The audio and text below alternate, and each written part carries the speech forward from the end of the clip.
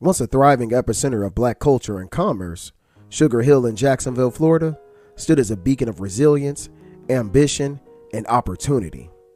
It was the Wall Street of the black community, a place where entrepreneurial dreams were realized and where black excellence found its home.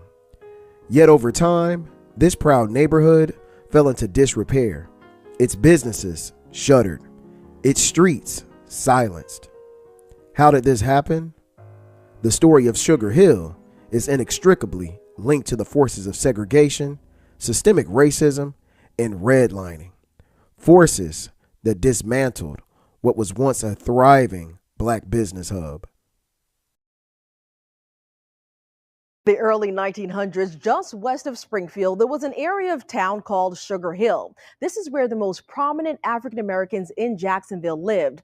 For some, it was the realization of a dream, seeing black millionaires and business owners living well during that time.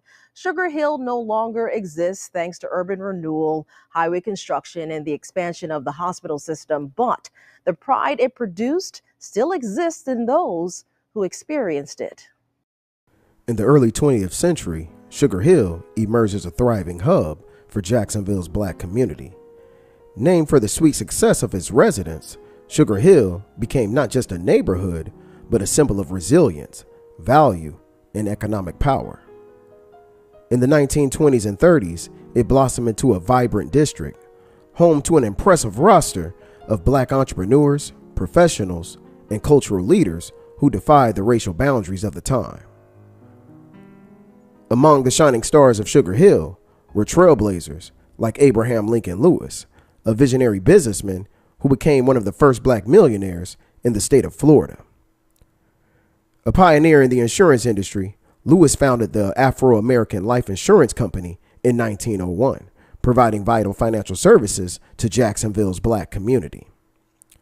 This was the first insurance company in Florida designed to provide affordable health and burial insurance to black citizens, who were often denied coverage by white-owned companies. Under Lewis's leadership, the company thrived, and he became its president in 1919. The company expanded its services beyond Florida into Georgia, Alabama, Louisiana, and Texas, becoming a significant presence in the insurance industry. In addition to his insurance business, Lewis was instrumental in establishing Florida's first black-owned bottling company and helped create the Lincoln Golf and Country Club in 1926, which was the only black country club in Jacksonville at the time. In 1935, Lewis purchased 200 acres of beachfront land in Nassau County and founded American Beach. This was the community created as a vacation resort for black Americans who were largely excluded from public beaches due to segregation laws. His success allowed him to invest in properties, businesses, and even real estate in Sugar Hill, further cementing the neighborhood as a black epicenter for wealth and influence.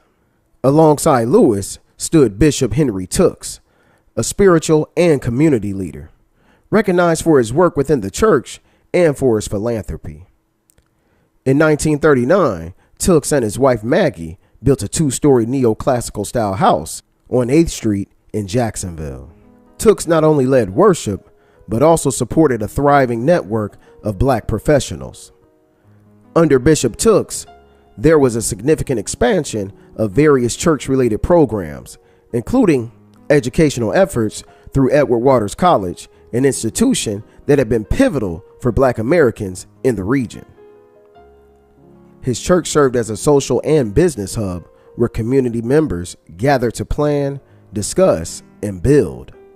Tooks' efforts helped foster a sense of solidarity and empowerment, laying the foundation for a strong, interconnected community. Another key figure was Lawton Pratt. He became a licensed mortician, notably being one of the first black American funeral directors in the state of Florida. In 1900, he founded the L.L. Pratt Undertaking Company, which allowed him to provide funeral service to the black community during a time of significant racial segregation. Pratt's funeral home was not only a business, but a vital community resource. One significant aspect of the funeral home was its casket factory, which produced caskets on site, demonstrating Pratt's innovative approach to the funeral business. His work not only contributed to the growth of Sugar Hill's economy, but also to the development of black leadership within Jacksonville. Pratt was also instrumental in organizing the Florida Negro Embalmers and Funeral Directors Association, advocating for the rights and recognition of black funeral directors in the state of Florida. Lewis, Tooks, and Pratt were just a few of the remarkable men and women whose leadership and vision made Sugar Hill a beacon of black enterprise. Their stories remind us of immense creativity and perseverance that defined the black community, where black professionals, business owners, and families turned a modest neighborhood into a thriving center of commerce and value.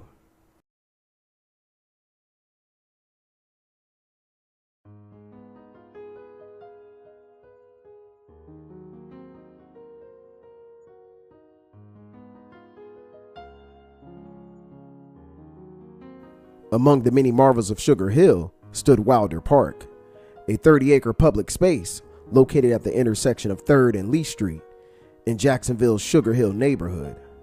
It was historically the city's largest public park, serving the black community during the Jim Crow era. It was established in the late 1920s following a donation from the descendants of Charles B. Wilder. The park featured a track, baseball diamond, community center, and was home to the Wilder Park Branch Library, which was notable for having one of the highest book circulation figures among Jacksonville libraries. During its heyday, Wilder Park was a vibrant center for recreation and culture. Accessible via the North Jacksonville Street Railway, it accommodated substantial events such as community dances and sports gatherings, making it an essential hub for social interaction among Sugar Hill residents, many of whom were prominent members of Jacksonville's black community, including educators, doctors, and business leaders. The park's decline began in earnest during the 1950s, as urban renewal efforts and the need for the Jacksonville Expressway led to the demolition of much of Sugar Hill, including Wilder Park. The neighborhood was viewed as urban blight in need of redevelopment, resulting in the construction of Interstate 95. What had been the thriving community was just a memory. The Wilder Park Community Center was demolished in 1958, and the library closed in 1965 as the neighborhood changed dramatically, leading to a loss of cultural and social infrastructure. You could look within yourself and realize that, yes, I too am America. Yes, I too can live a beautiful life. Oh, yes, yes, yes, yes. The 8th Street corridor, 8th and Jefferson, buried by what's now UF Health's Jacksonville campus. That was the epicenter of Sugar Hill. Marsha Dean Fell's sweet spot as a child. Mansions in the early 1900s owned by black people, a community of prominence and pride. I would walk to Sugar Hill from my home en route to my grandmother's house, en route to the YWCA. Phelps routes were limited. Sugar Hill bordered Springfield, where the air seemed to change for this young girl during a segregated time. Marsha could not go to Springfield Park. Marsha could not go to the swimming pool. And Marsha downtown could not try on clothes, could not try on shoes. But here she felt less stifled. And businesses in the Black Corridor, then you had your opportunities of supporting other businesses, you had respect, and your business was welcomed. An unwelcomed change in the 1950s would disrupt the comfort Phelps grew to enjoy. Sugar Hill came down because of urban removal, because we want this corridor. We need this corridor. One of the pivotal developments that fueled Sugar Hill's growth in the early 20th century was the introduction of the streetcar line. a key transportation route that connected the neighborhood to downtown Jacksonville. Often referred to as a railway streetcar, this innovative transit system played a crucial role in linking the residents of Sugar Hill to the wider city, providing not only convenience, but also opportunity. The streetcar gave people in Sugar Hill unparalleled access to downtown, and in return, it brought people from across Jacksonville into the heart of Sugar Hill.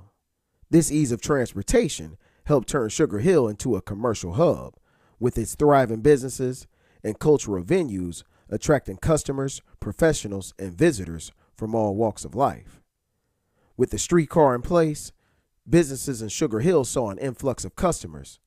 Restaurants, theaters, and barbershops flourished, while department stores and retail businesses became destinations for people traveling from distant parts of Jacksonville.